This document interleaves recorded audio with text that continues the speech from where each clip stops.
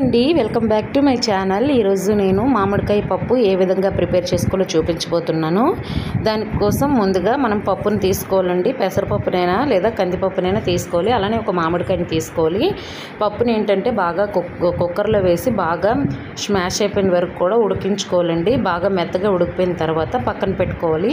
ఒక కడాయిని స్టవ్ పైన పెట్టుకొని దానిలో కొద్దిగా ఆయిల్ని వేసుకోవాలి. ఆయిల్ వేసుకున్న తర్వాత దానిలో కొద్దిగా ఒక 5 లేదా 6 మెంతులను వేసుకోవాలండి. మెంతులు వేసుకోవటం వల్ల మంచి స్మెల్ అనేది వస్తుంది.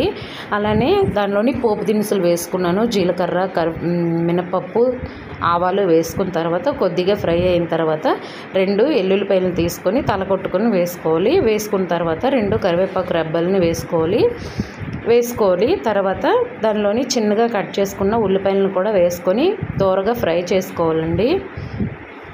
గోల్డెన్ బ్రౌన్ కలర్లోకి వచ్చిన వరకు కూడా ఫ్రై చేసుకోవాలి.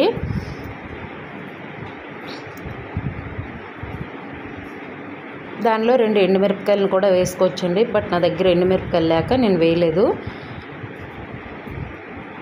గోల్డెన్ బ్రౌన్ కలర్గా ఈ తాలింపు అనేది వేగిపోవాలి. ఈలోగా సైడ్ ఒక మామిడికాయని తీసుకొని దాన్ని చెక్కు మొత్తం తీసుకొని బాగా చిన్న ముక్కలుగా కట్ చేసుకొని పక్కన పెట్టేసుకోవాలి. మామిడికాయ అనేది ఎక్కువ పులుపుగా ఉన్నా సరే పర్లేదు, అలానే నార్మల్గా ఉన్నా పర్లేదు. దాని యొక్క టేస్ట్ అనేది పప్పులోకి తెలుస్తుంది కాబట్టి చిన్న ముక్కలుగా కట్ చేసి నేను వేసుకొని దాన్ని బాగా ఫ్రై చేసుకోవాలండి. ఈ మామిడికాయని బాగా ఫ్రై చేసుకోవాలి. ఫ్రై చేసుకున్న తర్వాత మీడియం ఫ్లేమ్లో పెట్టి మూత పెట్టి ఒక 5 మినిట్స్ అలా ఉంచితే ముక్కలు అనేవి కొద్దిగా మెత్తబడతాయండి.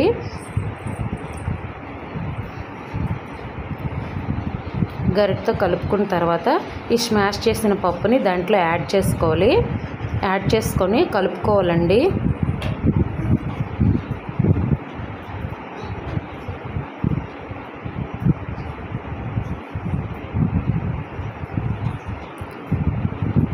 మనం డైరెక్ట్గా పప్పు ప్లస్ మామిడికాయను కూడా రెండింటిని ఒకేసారి ఉడికించుకోవచ్చు.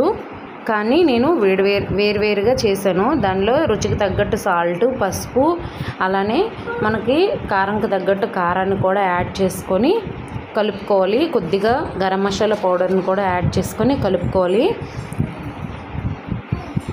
ఇలా చిన్న ముక్కలు తగులుతూ అన్నంలో చాలా అంటే చాలా టేస్టీగా ఉంటుందండి పప్పు. కొద్దిసేపు నార్మల్గా కలుపుకోవాలి. కలుపుకున్న తర్వాత మనం పలుచగా కావాలంటే పలుచగా కూడా చేసుకోవచ్చు. దానిలో కొద్దిగా వాటర్ని యాడ్ చేయాలండి. అప్పుడు పలుచగా అవుతుంది పప్పు.